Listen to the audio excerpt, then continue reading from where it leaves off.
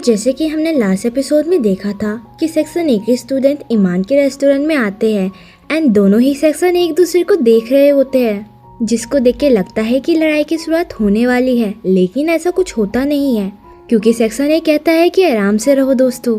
फिर उन्होंने जेजे को ऑर्डर देने के लिए बुलाया होता है। हम देखते हैं कि यूरी को ये सब बिल्कुल अच्छा नहीं लग रहा होता और केफर ने भी माहौल को शांत बनाने की कोशिश की। आरिस जेजे का मजाक उड़ाता है और कहता है कि ये काम तुम पे सूट करता है। एला भी केफर से कहती है कि तुम तो अमीर घर से हो, फिर ये काम क्यों कर रहे हो।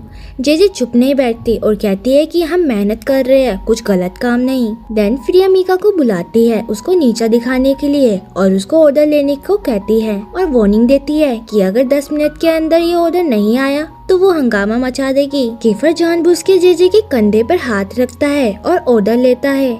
अब दोनों ऑर्डर लेना स्टार्ट करते हैं। जेजे आरिस की तरफ देखती है और केफर के हाथ को हटाती है। तभी कीको को किसी राम नाम के इंसान से मैसेज आता है, लेकिन वो उसको इग्नोर करता है। जिसके बाद केफर और कैलिस किचन में जाते हैं। कैलिस कहता है कि क्या तुम्हें नहीं लगता आरिस और जेजे एक दूसरे को पसंद नहीं करते। वो सजेशन देता है कि हम लोगों को एक बार फिर से सोचना चाहिए, क्या हम जेजे के साथ सही कर रहे हैं, क्या हमको अपना प्लान बंद करना चाहिए। एंड इसी दौरान कीको जेजे से मिलता है और उसे डेटिंग के लिए पूछता है और कहता है कि आरिस को इसके बारे में कुछ नहीं पता और वो उसके आंसर का वेट करेगा। तभी डेविड वहाँ पे आता है और उसको चिल्ला के कहता है कि जेजे से दूर रहे। अब इन दोनों को देखकर ऐसा लग रहा था कि इनके बीच पहले से लड़ाई हो रखी है, कि इनके बीच पहले से कुछ हुआ है। तभी जेजे माहौल को संभाल लेती है। वो डेविड को साइड में ले जाती है और ये बहाना बनाती है कि उसे उससे कुछ काम है और वहाँ से कीको कहता है कि वो अभी भी उसके जवाब का वेट कर रहा है।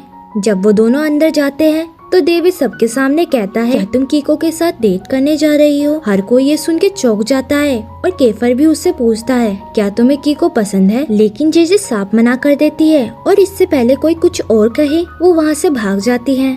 लेकिन जेजे साफ मना कर देती है और इससे पहले कोई और कुछ कहे वो वहाँ से भाग जाती है। केफर गुस्से में आ जाता है और कहता है कि कीको पर नजर रखो, जरूर वो कोई प्लान बना रहा है। बाद में जेजे सियन से पूछती है क्या कीको और डेविड के बीच कुछ हुआ था, तो वो बताता है कि एक बार उन दोनों की लड़ाई हुई थी। जब हम वहाँ पहुँचे तो हमने देखा कि डेविड बहुत बुरी तरह से घायल था और कीको के हाथ में लोहे की पाइप थी एंड किसी को नहीं पता। उस रात यूरी जेजे को घर छोड़ने आया क्योंकि वो उसके लिए चिंतित था कि काफी रात हो चुकी है। यूरी कहता है कि तुम बहुत ज्यादा थक चुकी हो, जाके आराम करो। यूरी को देख के लगता है कि उसे जेजे के साथ बिताया गया हर मोमेंट बहुत अच्छा लगता है। फिर वो वहाँ से चला जाता है और अचानक से वहाँ पे कीको आ जाता है, जिसे देख के जेजे डर जाती है। कीको ने बताया कि वो उसका नंबर लेना चाहता था लेकिन आरिस ने उसे दिया नहीं।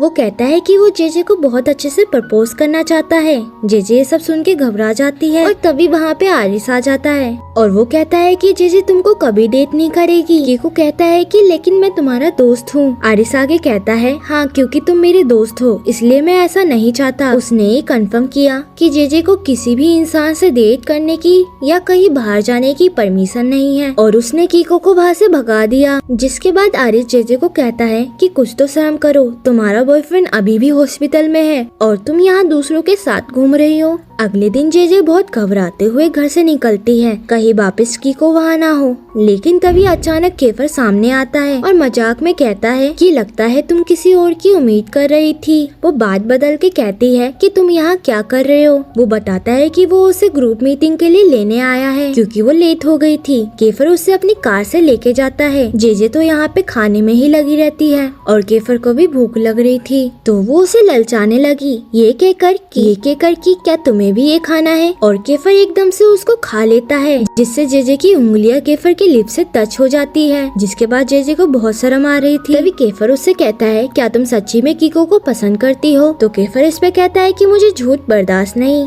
इसके बाद जेजे अपनी उंगलियों को ही देखती रहती है और जब वो रेस्टोरेंट पहुँचते हैं तो पूरा ग्रुप वहाँ पे मौजूद होता है।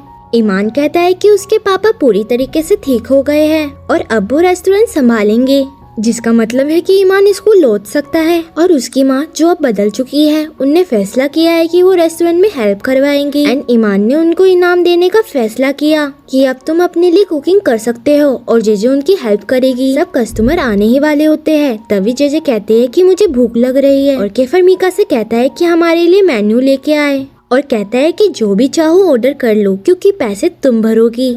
और जेजे उसको मन ही मन में गाली दे रही होती है क्योंकि उसको लगता है कि पैसे केफर देगा। केफर कहता है कि टेंशन मत लो, मैं तो मजाक कर रहा था। और वह यूरी कोने में उदास हो रहा था क्योंकि वो जेजे और केफर को साथ नहीं देख पाता क्योंकि उसको लग रहा था कि जेजे उससे दूर हो रही है। अगले दिन जेजे नाश्ता कर रही होती है, तभी स्टाफ आके बताती है कि उसके क्लासमेट उसका वेट कर रहे हैं और एक कह रहा है कि मुझे वेट करना पसंद नहीं। वो जल्दी से नीचे जाती है, उसको लगता है कि केफर होगा, लेकिन बाहर 4 क्लासमेट उसका वेट कर रहे होते हैं जो काफी ज्यादा हैंडसम लग रहे होते हैं। और वो कहते हैं कि तुम्हें हमारे साथ चलना है क्लास के लिए कुछ सामान खरीदने।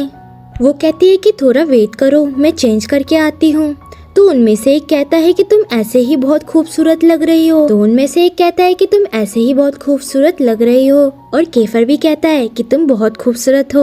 एंड यहाँ पे हमारी लड़की पिघल जाती है और यूरी उन दोनों को देखता ही रहता है। वो दुकान से बहुत कुछ खरीद लेते हैं जो उनसे पकड़ा भी नहीं जाता। जेजे सामान को लेके आ रही होती है जो उससे उठाया भी नहीं जा रहा होता। यूरी बैग उठाने ही वाला होता है, तभी केफर उस बैग को पकड़ लेता है। एंड यूरी के फेस से साफ पता चल रहा था कि उसको ये सब बुरा लग रहा है। अगले दिन जेजे स्कूल में बहुत थकी हुई आती है, तभी पीछे से यूरी आके उसे डरा देता है। जेजे उसे अचानक से देख के चौंक जाती है और उसे देखने लगती है क्योंकि उसने लेंस लगाए होते हैं और उसको देखकर कहती है कि तुम बहुत अच्छे लग रहे हो। और ये सब देख के केफर को जलन हो रही होती है। और जब वो क्लास में पहुंचती है तो वो देखती है कि सियन सो रहा है। वो उसे उठाने की कोशिश करती है लेकिन ईमान कहता है कि छोड़ो उसे, वो नहीं उठने वाला। जिसके बाद वो रसोई की सफाई करने लगते हैं ताकि सारा सामान स्टोर किया जा सके। तभी सफाई करते समय जेजे को एक बॉक्स दिखता है जिसपे एला लिखा होता है। जेजे ईमान से पूछती है कि यहाँ पे क्या हुआ था। ईमान बताता है कि एला एक अच्छी लड़की थी, लेकिन जब उसको गुस्सा आता था तो वो विलन बन जाती थी। वो बताता है कि एक बार एला ने एक लड़की से लड़ाई की और उसके बाल खींच के उसे बहुत परेशान किया। स्कूल उसे निकालना चाहता था लेकिन बाद में उसे यहाँ पे ट्रांसफर कर दिया गया। जेजे हैरान होके पूछती है इतना सब कुछ होने के बाद भी उसको नहीं निकाला गया। तभी केफर बीच में आके कहता है कि ये तुम्हारा मामला नहीं है। वो धीरे से जेजे के कान में कहता है कि ज्यादा क्यूरियोसिटी ठीक नहीं होती। जेजे थोड़ा डर जाती है, फिर अपने काम पे लग जाती है। बाद में जेजे कूड़ा फेंकने बाहर आती है तो देखती है कि एक लड़का अजीब तरीके से बर्ताव कर रहा है। वो उस जगह पे जाती है जहाँ वो खड़ा होता है और वो वहाँ पे कुछ अजीब देखती है, हालांकि उसको ठीक से समझ नहीं आता कि ये क्या है। जेजे उसी सोच में होती है लेकिन सब लोग लंच कर रहे होते हैं इसलिए वो उससे कुछ पूछ नहीं पाती।